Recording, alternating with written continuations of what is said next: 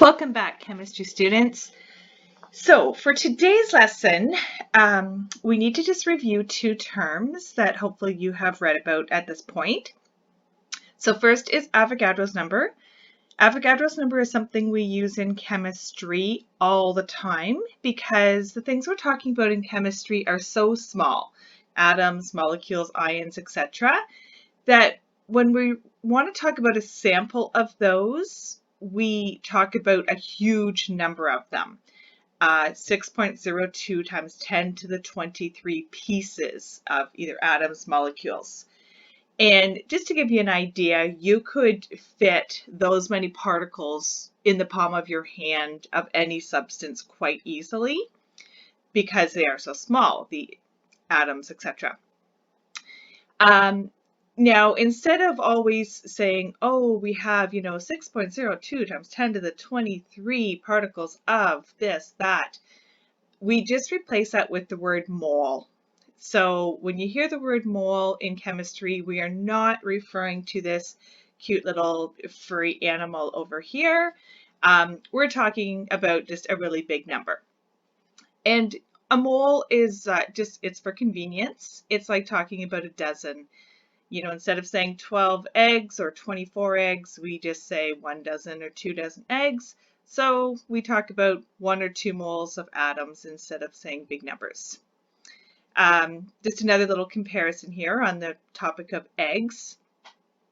We would never actually talk about a mole of chicken eggs because it would be extremely unrealistic, as the entire planet Earth would be covered 60 kilometers deep with chicken eggs if we had a mole of them, because, once again, a mole is a really big number.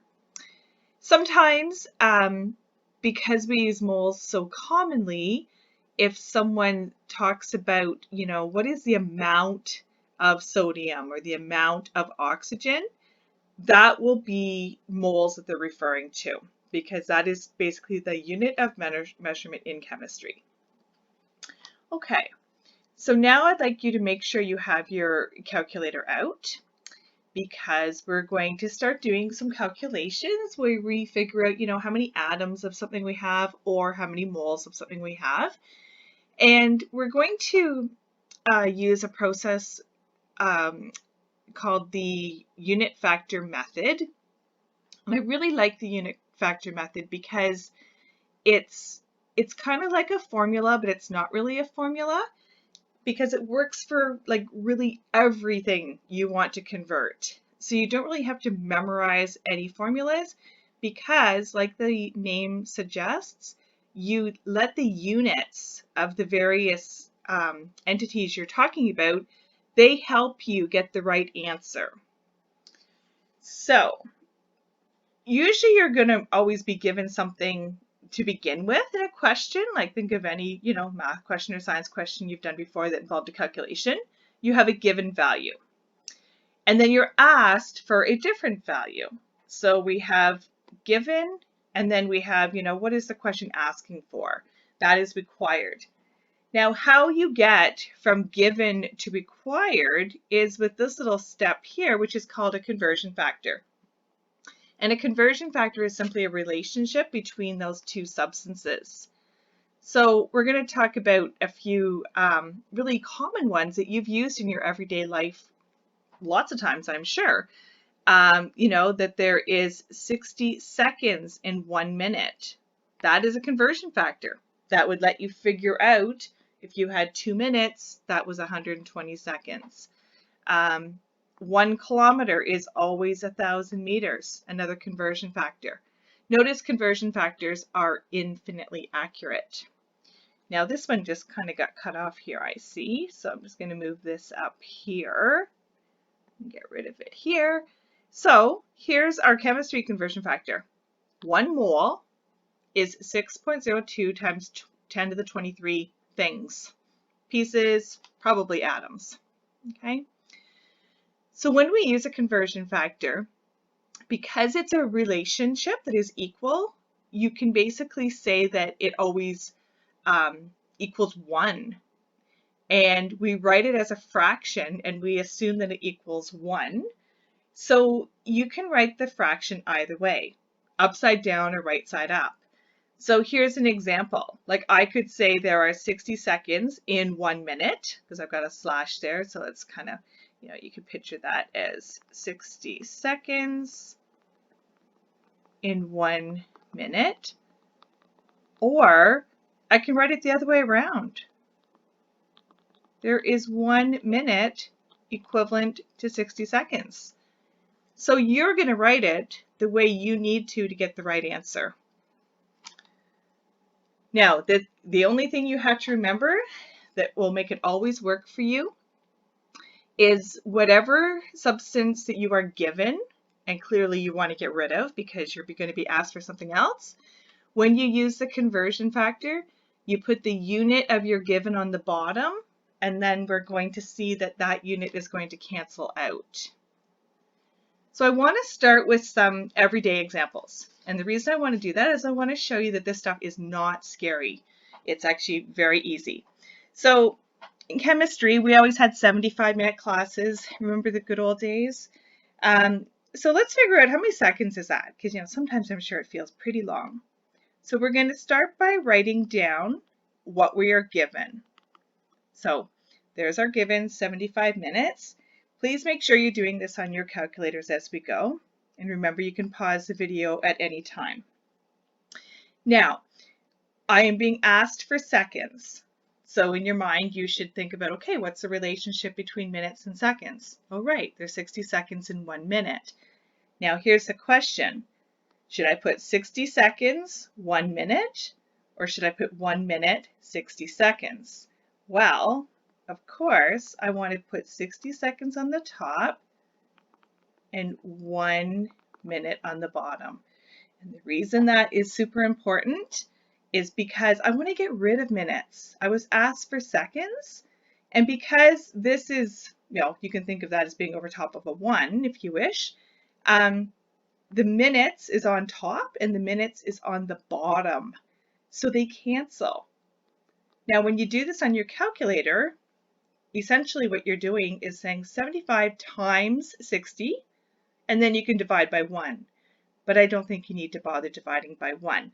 So 75 times 60 is going to give you 4,500 seconds. Oh, no wonder some of those classes felt long. Now, that, numerically is the right answer, but we have just finished a lesson on significant digits and saying how we can't be more accurate than our data. And what we were given here had 3 significant digits. 60 seconds is 1 minute is infinite. So what is the least? Would definitely be 3. So I need to take this number and it has to become only 3 digits. So in this case, I am forced to use scientific notation. So I'm going to have to turn it into 4.50. There's my 3 significant digits. And then I have to figure out my exponent. So the decimal was here before, and now I've moved it to here. That is 3 places, so times 10 to the 3, and my unit is seconds. And I have wrote a little bit large here, so I'm off the page. And then box around our final answer is always a great idea. So final answer had 3 significant digits. Okay. So this was our conversion factor. Okay, 60 seconds was 1 minute. Now I want to go backwards just to show you how you can use conversion factors whatever way you want to. Now I'm going to ask for how many minutes we have in this very large number of seconds. So start with what you're given, 2.16 times 10 to the 4 seconds. I want minutes. I'm using that same conversion factor, but because I have seconds here, I need to put 60 seconds on the bottom, 1 minute on top. Okay, so now you can see that seconds is going to disappear and you are going to be left with an answer in minutes. To do this, essentially you are taking this number, 2.16 times 10 to the exponent 4, multiplying by 1. You do not need to worry about doing that, so skip it. but then you would be dividing by 60. So just take this number, divide by 60. Okay, and upon doing that, I believe we are going to get 360 minutes. And I'm pretty sure that is exactly what comes out on your calculator, to be honest. Now, if we look back, we had 3 significant digits, again, infinite, and we have 3. Okay, so 360 minutes. That answer is fine. We have 360 minutes. You don't have to put that in scientific notation. If you love scientific notation, you could put 3.60 times 10 to the 2, but it is absolutely not necessary. Now, just going back to review as well, this is an exponent here. So if some of you were using the cheater method, which I taught you in our last lesson, you would just take 2.16, divide by 60, get an answer, then say times 10 to the 4, and then when you clean it up and move your decimal, you would end up with that answer. Okay.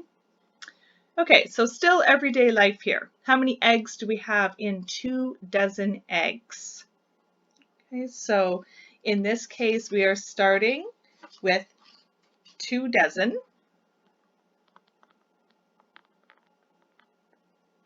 Okay. And then we want a relationship that is going to have 1 dozen on the bottom for sure, because we want to get rid of dozen. And then you think, oh yeah, that's 12. And we can put eggs in there. So dozen is going to cancel. You're going to say 2 times 12. And I know you had already answered that in your head a few minutes back. Okay, so 24 eggs. And notice we've got, 2 sig digs here, infinite here, 2 sig digs here. All right, enough with the everyday stuff. Let's get into some real chemistry now. Mentioned before that we would never use moles to talk about chicken eggs, but let's just do it here one more time. So in this case, I have 2 moles of eggs, and I would like to know how many actual eggs that is equivalent to. So I need something that has 1 mole on the bottom. And we have just been learning about something called Avogadro's number. And 1 mole is always 6.02 times 10 to the 23 things. And because our question is about eggs, we'll say it's eggs. So you're going to multiply 2 times Avogadro's number. Again, for the cheater method, you can just do 2 times 6.02 and you'll get 12.04. But then you have to realize that times 10 to the 23 just didn't disappear. This is going to be a humongous number of chicken eggs. Okay. Now, again, numerically, this is a correct answer, but it really is not obeying scientific notation rules, and it definitely is not obeying significant digits.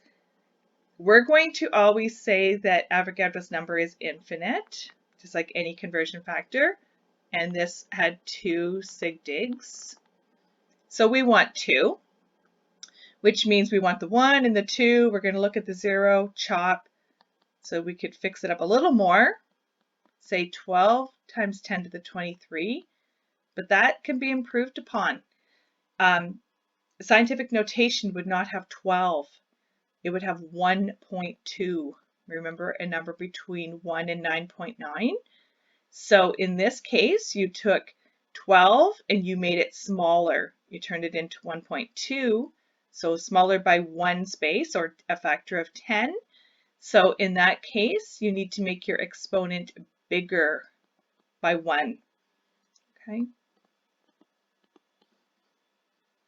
And I should have been putting a little box around final answers here because I love it when you do that. Okay. So now some more chemistry. Really more chemistry because we're not talking about chicken eggs. We're actually talking about an element, sodium. And we have a really big number of atoms of sodium, which again is kind of inconvenient. So let's actually figure out how many moles that is. So start with what you know. And your question will always give you probably just one number. So that's what you're going to start with. So atoms of sodium, and putting your units in is super important in this process because that is what makes sure you get the right answer in the end. Okay, so as soon as you see that, oh, I started with atoms, you better put atoms on the bottom. Okay, so we want a relationship between atoms and moles because we were asked for moles, and we have one. We know that 1 mole is that gigantic number of atoms, 6.02 times 10 to the 23. I need to write smaller. All right, so we could multiply by 1. Don't worry about it. Let's just start with this number and divide by this number. I'm going to use the cheater method to do this. Let me just find my calculator. So by cheater method again, I'm going to take the 7.20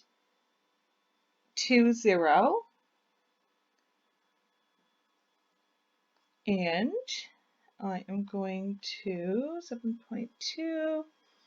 I'm going to divide by 6.02.